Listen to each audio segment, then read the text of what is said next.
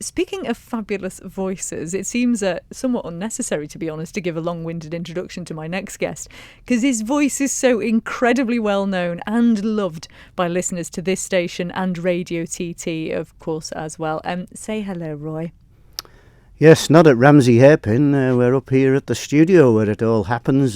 Just looking back over the mountain there past Snaefell and thinking it's not too long since we'll be positioned in our commentary position there at Ramsey Hairpin. And we're hoping to reflect on all the items that are connected with motorcycling, golf and just general life, the 71 years of existence. And I did think I mentioned to you, Christy, it's all been centred around where I've lived, how my life has gone. And certainly when you think back, all those years ago at Park Avenue, 2nd of February, I was affectionately known as a war baby. And it was only when I was about 30 that people kind of reflected on a war baby. There was lots of war babies, people returning home after conflict, and 1947 was a very big year for births. So I think I was lucky in that respect that we were born into. But I had two brothers who were born a lot earlier. And certainly Ken was 11 years older than me, and Brian, I think, was 7. And it was a big disappointment in the family because when probably parents announced that they were having another child, which must have come as a cultural shock to them, and one was starting to go to school and the other one was probably at Murray's Road, that they were going to have an addition to the family. I know there was great disappointment on the 2nd of February 1947 when I wasn't a girl. I think they were going to throw me back, but they couldn't do that. Or just put a frock on you, yeah, one or the other. So Roy could have been Roseanne, but fortunately for me, we've gone through our life unchanged as a thoroughbred male. Oh, that's absolutely brilliant, Roy. Unmistakably, as you may well have guessed, that is the voice of one Roy Moore. Not just one of the best-loved commentators on the mountain course, as he was just saying, but of course, former Ireland golf champion as well, and golf historian too. Now a video star as well with his Mountain Memory series online. I think that song, that Buggles song, the Video Killed the Radio Star, isn't really appropriate in this kind of instance here, because people are loving watching you, Roy, in that series. They're really enjoying it. I wonder what it feels like now that people can actually put a face to that voice. It's quite interesting, actually, on one or two of the early comments. And I don't know whether we haven't got a fan club as such. I think there's a people. Oh, you do, Roy. People out there that they think they know you, and it's like life in it. You know, when you see a face that you associate with a voice, you're either pleasantly surprised or totally disappointed. And there was one woman in particular that was on comments. She said, "Oh, no, don't show his face. I've built up an image of what he looks like, and he doesn't look anything like he looks." Which is a typical Manx statement, isn't it? But it is, isn't it? I think I had someone say to me once, "You're taller than I thought you were." Yeah. How on earth can you gauge someone? But did you, as a kid then, used to spend lots of hours sort of sitting around the wireless and listening to voices? You had to. It was compulsory. Born in Park Avenue, which is like 200 or 300 yards from the start finish. Born into a family where I had those two brothers. One, Ken, was just starting to become involved in cycling. And I know for a fact, because of my age in relation to his, that he went on to become a top-of-the-range cyclist in the early 50s. And that's not hearsay. You look at the record books, and him and a chap called Alec Coward rewrote the record books, one particular, 53 I think it was, on the cycling records. Ken was good on the longer distances. Alec was good over the shorter distances, the 25 miles. Those of you familiar with cycling, 25 miles is from Quarterbridge out to the Hope at St John's and back, and you do that 4 times, and I think it works out. But then, bear in mind, at that particular time, I could picture him going to the races from Park Avenue. We had other family. My mother and Auntie Jessie, as we knew her, were from a second marriage. And certainly there was a close connection between Uncle Jack Cannell, and of course, everybody on the island will remember Jeff Cannell.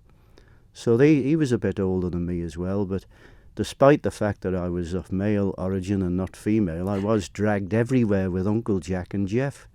So early morning practices across the road at Park Avenue, and certainly up round the pits and in round the grandstand.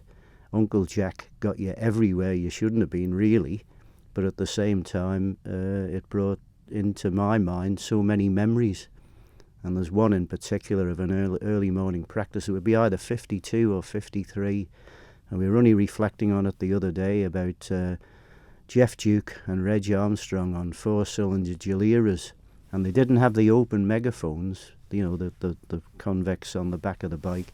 These were straight through pipes, and either Jeff Duke was showing Reg Armstrong round, and I was there handcuffed, well, not handcuffed, but I was in the hands of Uncle Jack, and Jeff would be usually sniffing round, getting autographs, pinching oil, or whatever the case may be. And Jeff Duke and Reg Armstrong went through the start-finish. And if I close my eyes now, I can picture that sound. It seems daft to say you picture a sound, but the howl of 8 cylinders of Italian Gilera, of the two of them going through, and Uncle Jack remarking, they're showing one another round. That just stays with me. But it was so easy. You know, you got loads of Castrol flags, you got all the books that were there, and certainly it didn't do me any harm as regarding memory, because you can, on occasion, and it has been reflected in the Mountain Memories, just delve into that memory and bring something up which will pass the time, and I think genuinely people find it quite interesting. Well, they do, and you know, not least because a lot of people who watch it who are on the island, some of them remember that time anyway, and it brings back great memories from them. But then, of course, you've got, because it's online, people off island are able to watch it too and reflect. But it's interesting you talk about the idea of picturing the sound, because I think one of the reasons why people really enjoy your commentary when you're out there in your little home at the hairpin is that you are able to convey the image of what you're looking at so well. And so I wonder if part of it came from that. Do you think that sort of stood you in good stead for that? Yeah, probably was. You know, I mean, we had to watch things on I could never understand why every TT week and Grand Prix week we were dragged along to the Picture House or the Strand or the Crescent or the numerous places that No Limit was shown. And they would be saying, there's Uncle Jack, there's Uncle Jack. Number 15 going up the Ballahutchin, weaving in between the other riders. He did that, Uncle Jack did that. So I'd probably be gathering visual images of what Uncle Jack was doing, you know, long before you became aware of, like kind of 57. I watched Bob McIntyre do the first 100-mile-an-hour lap from Hotchkiss's nursery going past on 8 laps. And we'd go to watch No Limit, and Uncle Jack would be in it, and he got paid in terms there, 1934, 35, a vast amount of money. He earned more in a day than he did in a week. And it gave him a chance to kind of further his motorcycling career, because he rode in the Grand Prix, but had packed in after the war. So he finished in 39, I think, and didn't go back to it. So, but he was still a legend because he was in No Limit, and he did a crash scenes and all that. And let's just put on record, people say that's the door that George Formby went through at the Ballacrane. No way did George Formby go through that door. It was somebody else, and Harold Rowell has put it in real context in Terry Kringle's column, and I can state categorically, well, whatever the word is, that he didn't go through the door at the Ballacrane. It was somebody else. But Jack Cannell, yeah, and he used to take us out on a Sunday afternoon, and he was a coach driver, and he would be talking and thing, putting visual images into people's mind, but mainly relaying what you see and not trying to make it exciting. If it isn't exciting, you can't jazz it up. But the majority of things that we've been involved in on commentary have been exciting. There's another piece of advice handed out by Bill Jackson, who was the father of Alan Budd and Tom and also Bob. Bob, unfortunately, not racing now, but he said to me when I said to him that I'd had a chance to get involved in the commentary, and it was Charlie Webster from Manx Radio, who offered me the job first at Ballacrane. He said, I don't care what you say. Well, I think he was a bit of a Geordie, so we won't do a Geordie accent, but he said, I don't care what you do in Moot, he said, but he said, make sure that you get all the numbers through Ramsey Hairpin or Ballacrane as it was where we went to. He said, because if I'm listening in on the radio up at the grandstand and while Bob goes through, he said, I want to know that I can relax until the next position and knowing that he's still circulating on the course. And that's another thing we've been very, very conscious of. Don't go waffling on about a story about 1956 or something like that. You've got to, even if you only shout out the number, the instant relief that you get when you hear and 36 is through Ramsey Hairpin. And of course it's come to fruition. Never in my wildest dreams did I think I would have a son riding in the Manx Grand Prix. But having paced up and down round the grandstand, the back of the grandstand, in for a cup of coffee, and just generally kind of listening to the radio just for that one sound or the thing of saying safely through Ballacrane or whatever the case may be. Yeah, it's absolutely true. Well, it's wonderful hearing these memories, Roy, but one of the things we're also doing today is sharing some of your music choices. So let's get your first record on. What are we going to hear first and why? It was difficult. It's difficult to say, isn't it, when you've got a reasonable bank account now. But in the early days of life, it was tough going. There was no kind of you had to work for everything you got. And my mother, my two brothers they left home. Well, I thought they'd left home. They'd gone on this thing called national service, and I didn't see them for ages. And she took a job when Ken came back. He was an absolute top of the range electrician. Served his apprenticeship, but there was no work, and he had to go down to Peel, but he never drove, so he went to Peel and didn't come back.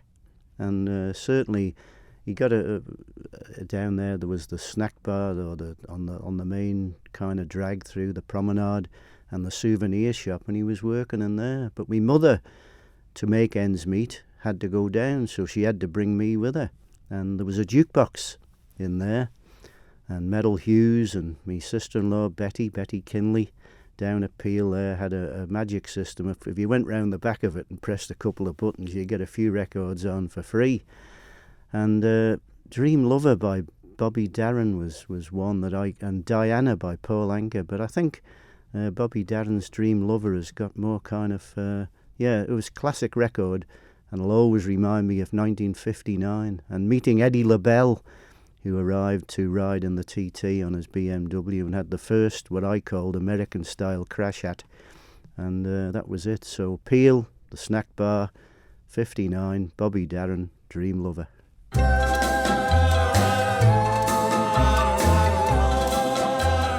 Wonderful. That is our first music choice from my studio guest this afternoon, who is unmistakably Roy Moore. It's a lovely choice, that, Roy. We've had some messages in.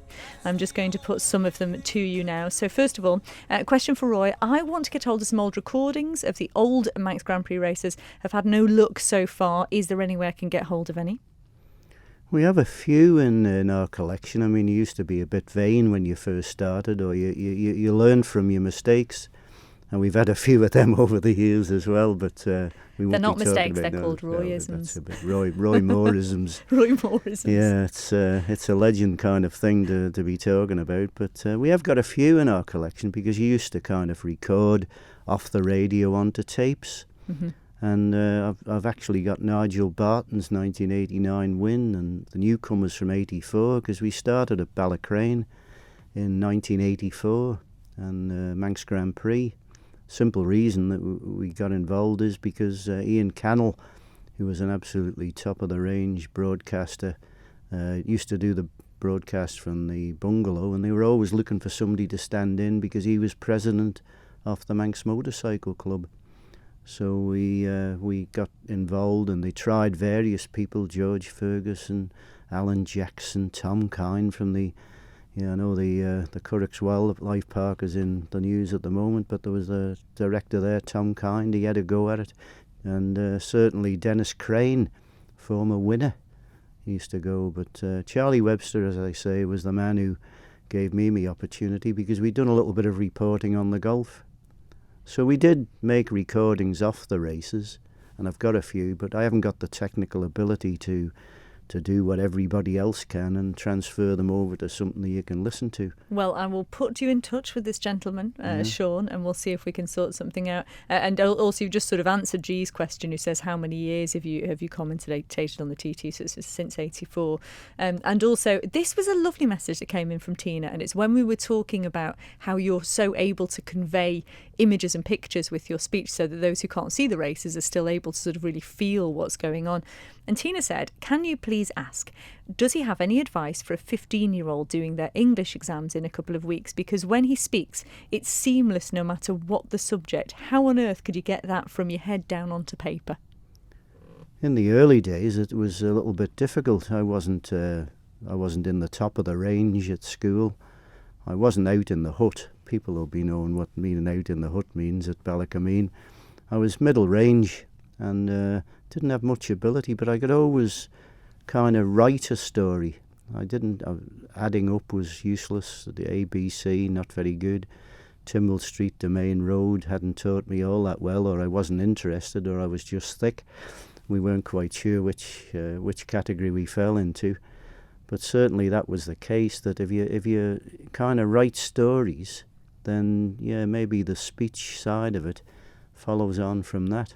Interesting. And you mentioned education there. You actually told me that you feel that your true education, you mentioned the golf briefly, came in Douglas Golf Club. Dare I ask more? No, well, we started off at Timble Street School because, again, circumstances said the Park Avenue had to be sold after the death of my grandmother.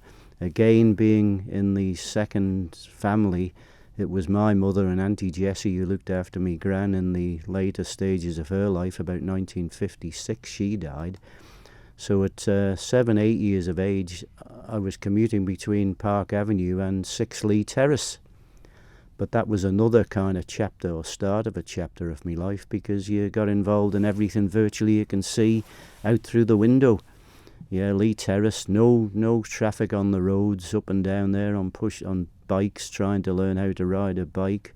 If you had to walk, you walked either down to the harbour, across the harbour on the ferry up to Douglas Head. And the ferry was always good value. I think it was about a penny for the trip.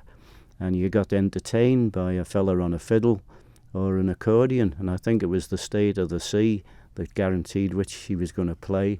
It might be easier to play an accordion when it's a bit rough than trying to strike the notes on a fiddle. But they were legends. And then off there and then up through here to Douglas Head. And certainly all the things that went on in and around here, the amusement arcade, and the black and white minstrels, I suppose, is the technical term you would use in this day and age for the Perio shows, or whatever they were, on the open air theatre out the back. And then you'd walk out Marine Drive. But again, as stated previously, we didn't have any money to get on trams or pay for anything. But there was thousands and thousands of holidaymakers who did.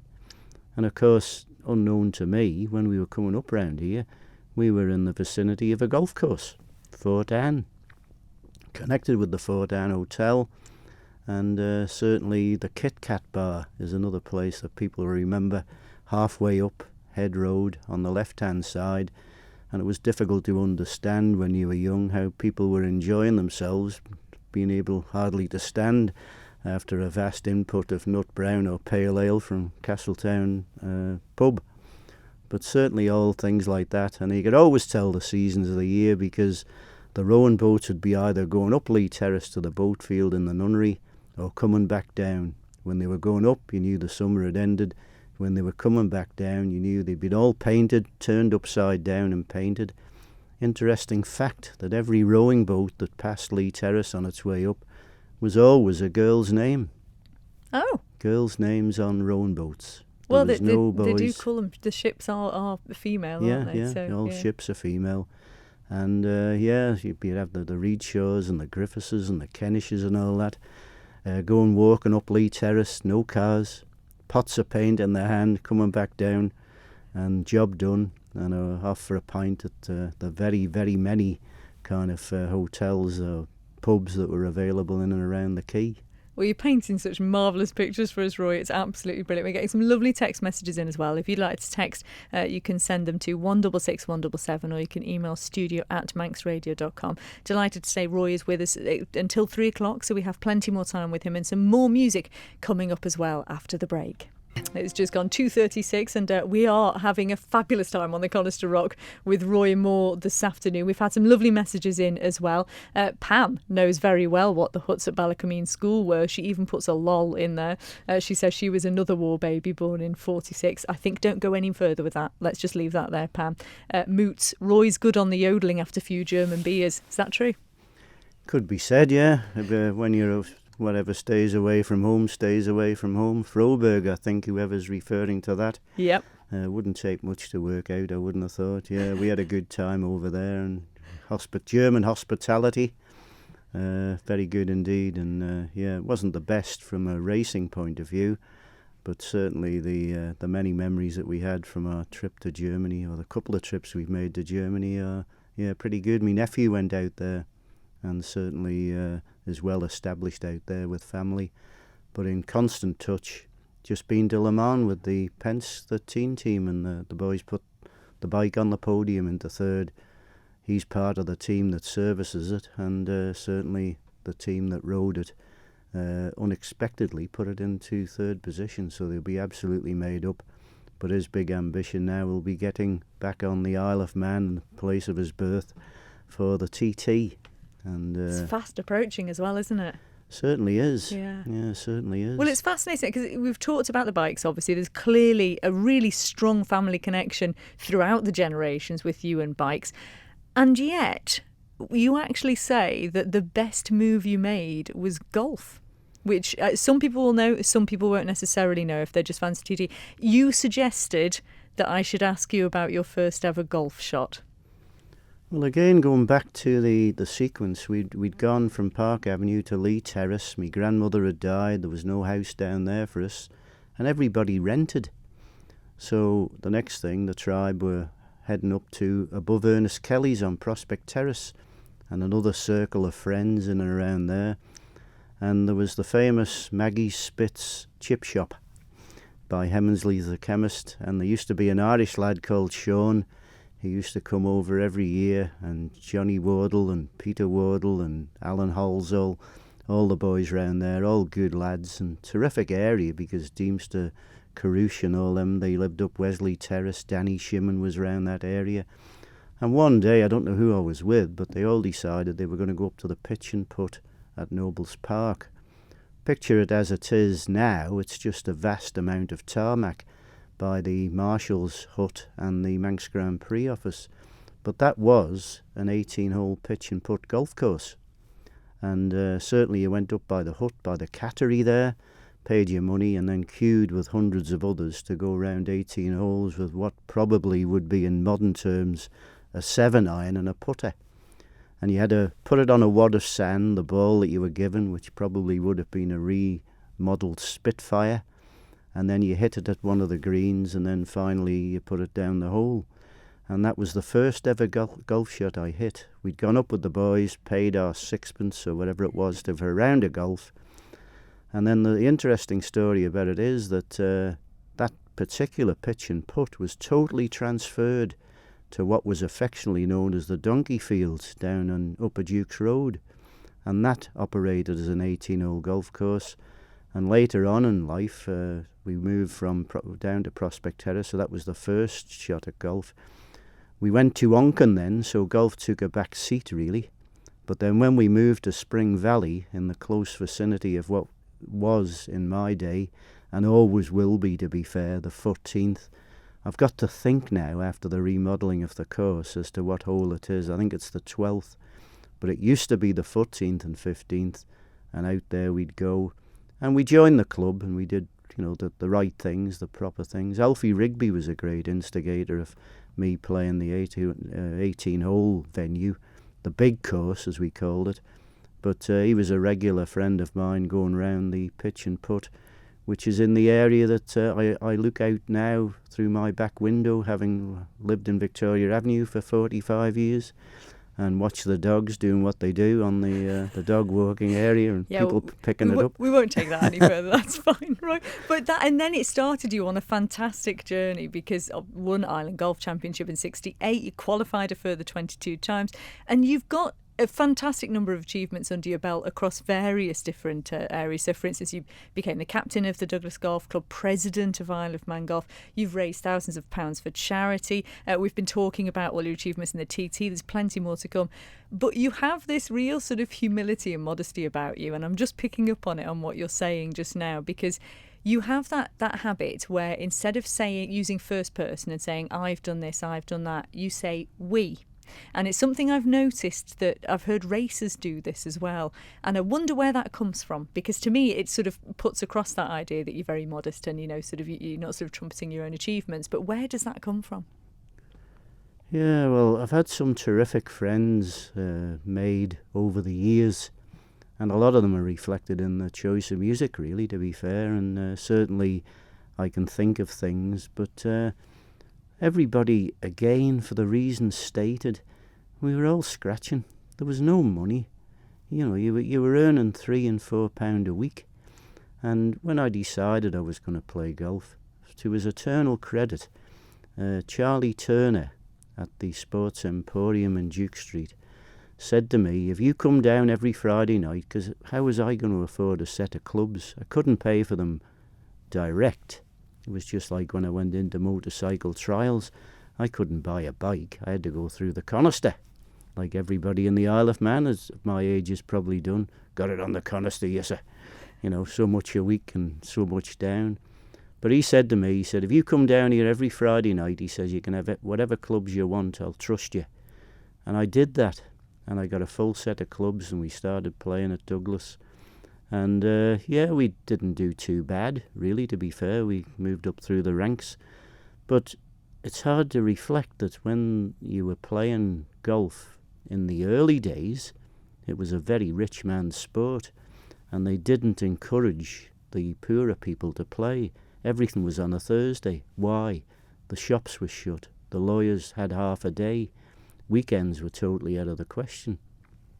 And I suppose with being kind of from a poor background, maybe you were resented if you had an ability, because you weren't supposed to be good when you were poor. And that was reflected in every sport, really. But we managed to break through, and we got our clubs from Charlie Turner's, which I say I'm entirely grateful for the rest of my life, and I reminded him about it when he was alive as well. And certainly started playing at Douglas and got better, and then '68 we had the big win. Totally unexpected. My mother and father had come out. I was 4 down very quickly in the game, and then kind of fought back to all square, playing the 18th, and managed to hold a big long putt.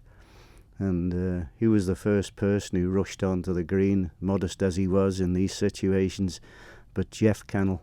Oh, wonderful. Not to bring working it at back Manx Radio at the time, just an ordinary spectator. And it's interesting too, the connection that I had a long-time friend in Goo Owen, who caddied for me in the early days, because him and Dougie Baird, we'd played golf together, and certainly said, I'll caddy for you in the championship. And '65 I qualified for the first time, and he took the Esso Petroleum wagon down to Ramsey Golf Course and parked it up and came out and seen how I was doing. I'd qualified and then came down to caddy for me on the Thursday, and was part of the big win in 1968. And there's a lovely picture which Bill Peters took of the putt going in on the 18th, and then the crowd scene round about. And again, it's memorable. Well, we'll try and get hold of a copy of that photo if we can, but we're rapidly running out of time, so let's have another little bit of music from you. We've got a Tremolos now. Why are we hearing this one? Dave Wade was a man who became friendly with. We took up motorcycling together in the sidecars. He ran the pig farm out at Ellenbrook. Yeah, health and safety went by the board when they were running a pig farm. They used to pick the bins up along the promenade, and I used to give him a hand. And he was a really good friend of mine. Rifle shooting we went at Douglas, and darts and golf as well, and died far too young. But he'd renovated an MG Magnet and done it from nut to bolt, And for whatever reason, we were going up the arches. We were always people who went out, kind of socialising, but we were all Macaulay Culkins, really. We all went home alone. And coming up there, and the only kind of pop music you could get was on Radio Luxembourg. So with Dave Wade, probably one or two others, going up under the arches, which is down there, Palace Terrace, and certainly in the background was, on Radio Luxembourg, Silence is Golden by the Tremolos, which will always remind me of him.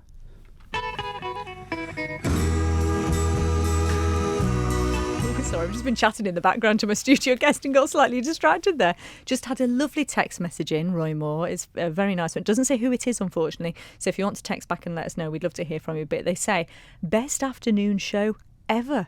Well done, Roy. Fabulous music too. Wife must be at home. Probably. I've got to ask you though, we mentioned fabulous music. How difficult was it for you? Because already we've realised we've run out of time, we're not going to be able to do all of your music, but how difficult was it for you to narrow it down to just a few songs? I think in the kind of 60s, 70s, when everything was happening in your life, sporting wise, we didn't always go home alone. I had to go down south to get hitched up down to the Bellevue, listening to Dave Saunders and Jigsaw down there, or part of Jigsaw, and Stu Lowe on the disco, down to the Bellevue, and married a girl from Ballasalla. Had to go over the bridge to get hitched. 44 years ago, I hope. We did that, 1974. If you're wrong, you'll be in the bad books when you get back. Yeah, two brothers were still about. Unfortunately, I lost both of them within the space of 6 months in 96. But certainly produced some lovely memories, and I'm glad they were there. My mum and dad had gone long before that, so they weren't my mother was at the wedding, but certainly my dad. One of my kind of things, he was born in Glenmay, and certainly out in that part of the world when he was born, there was all kinds of activity, and he used to be talking about Knockalo. And again, when you're younger, just like my pair now, don't listen to their dad, oh, here he goes again.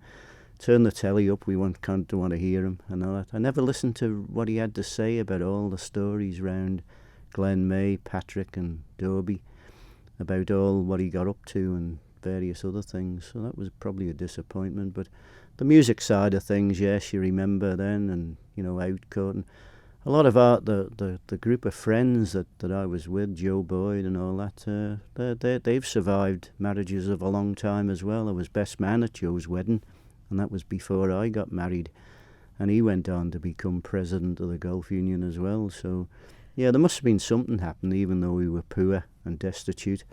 The music. But you're happy though, Roy. Yeah, that's the music thing, bound us together, didn't it? Well, speaking of, because we are sort of running out short of time, let's introduce your next piece of music so we can at least make sure we get a bit of this. It's Simon and Garfunkel. Why have you chosen this one?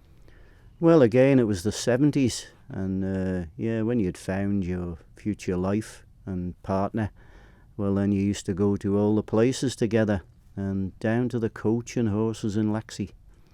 The Man and Folk in the background would be on a Saturday night, loud and very, very good, and then Bill Crisp would take over the DJing down there, and yeah, probably there was no way you could get out if it ever went on fire, and it was all, thing, but everybody who was important in your life was there with you.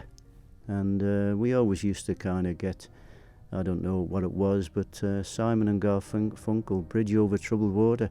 When you listen to the lyrics of it, certainly very appropriate. Just one of the most beautiful pieces of music, wonderfully chosen by Roy Moore this afternoon. Roy, I can't believe we're wrapping up already, so I'm going to do this. I'm going to throw some quick-fire questions at you, okay? Right, first of all, where is your favourite place to watch the races? Don't get much chance, really. And that's what I was thinking, yeah. Yeah, and to get information and stuff, and you've got to be up and round the grandstand, not talking to anybody, just observing, and can be used at a future date if there's time. Doing the TT commentary in Grand Prix is a 52-week-a-year job, because people might get all emotional about people that won't be there for the next year's races, but you've got to make a note of it. So I have a little book, and I just put things down, and then it kick-starts a conversation which then kickstarts your brain, which in turn somebody said, "Oh, I'm disappointed you've got a book. I thought you remembered all this from the top of your head." I do, but it's like doing a speech at an after-dinner function. You've got to have a punchline before you can go into the real story. And you have many a punchline, Roy Moore, I have to say. Okay, if you had to choose, golf or bikes? Golf. Yeah, I've been absolutely blessed with the number of friends. I mentioned before about taught at Ballacameen High School, educated at Douglas Golf Club, and I've been there for a number of years, 50 odd years. I think I've been, well, more than that probably.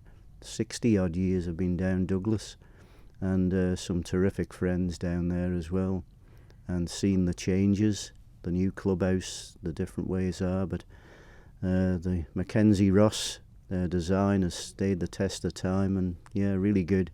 Oh, well, do you know what, Roy? It's been an absolute pleasure speaking to you. And because we have sadly run out of time to play all your songs, what we're going to do, I'm going to hold you back after the show, and I'm going to record an extra little bit with you so we can have a further chat and hear another of your songs. And I'll put that onto the Facebook and YouTube and portal pages afterwards. And if you've missed any of today's show, we will have the whole thing online for you to listen to afterwards. But thank you so much for all of your messages coming in. Brian as well says, it's so enjoyable. Let's have part 2. Well, I'll do as much as I can. But just for time being, Roy Moore, we'll hear more of you in TT, but for now, introduce your final piece of music for us, please.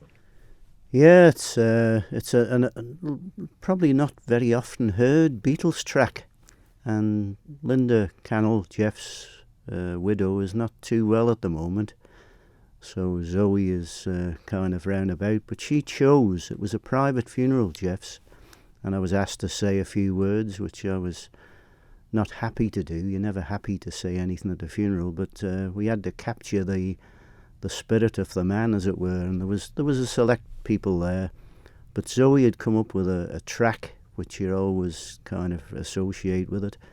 Yeah, Songbird by Kenny G was the one for Brian, but up there at the crematorium, as he was arriving to the crematorium, Riding in the TT Races was getting played on the organ by Mr. Ratcliffe, as he probably would just be going past the grandstand, so all appropriate. And then we all sat back and had our own memories of Jeff with the Beatles, and we're all going to follow the sun one day, and it says again in the words about one day you'll look and find I'm gone, and I'll be gone in a minute. Oh, Roy, that is such a beautiful way to wrap it up. Thank you so much for being with us, and we look forward to hearing plenty more of you during the TT. But for now, a perfect way to end the show. One day you'll